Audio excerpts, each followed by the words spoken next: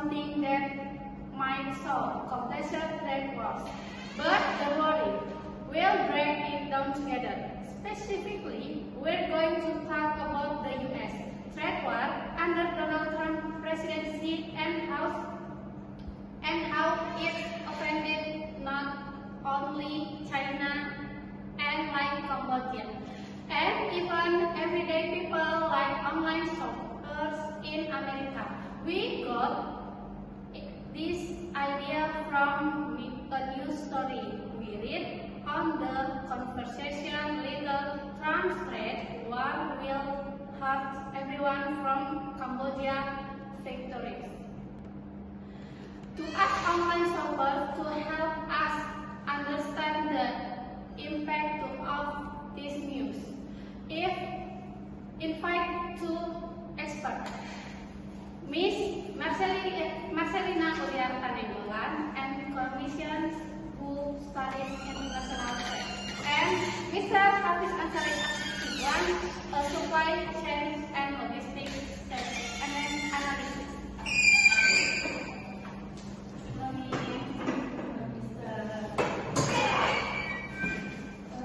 Thank you, Ms. Marcelina. I'm happy to be here. Thanks you, Miss Layla. This is a very important topic. Let's start with the basics. Miss Marcelina, can you explain what this story is about and why it matters? Sure, the news explains that when President Trump ended the tariffs, which are like extra taxes on goods coming from other countries, the goal was to make things harder for China. But these tariffs didn't just affect China. They create problems for many other countries too. For example, Cambodia has manufacturers that make clothes and shoes for American companies. When those companies face higher tariffs, they save cutting costs by canceling orders. That means Cambodia workers lose jobs, even though their country wasn't directly targeted. And in the US, many of the things people buy online clothes, electronic parts are made overseas. So when it costs more to bring those products in, the prices go up for the customer. That means American families are paying more just because of the trade war. That's really eye-opening. So this isn't just a problem between two countries, it's a global actually. Mr. Hafiz, from your point of view in the supply chain world, how are companies reaction to this situation? While businesses are trying to be smart, they're really looking for new ways to manufacture their product like Vietnam, India, or even parts of Africa. But moving product is not easy. It takes a lot of time, money, and planning. Not all countries have the same infrastructure or trade ports. Plus, building a relationship with new suppliers isn't simple, so the world supply can become more frankly more expensive and slow. It sounds like the entire system is under stress. Yes, and small problem in one country can now cause delay and price hike all over the world.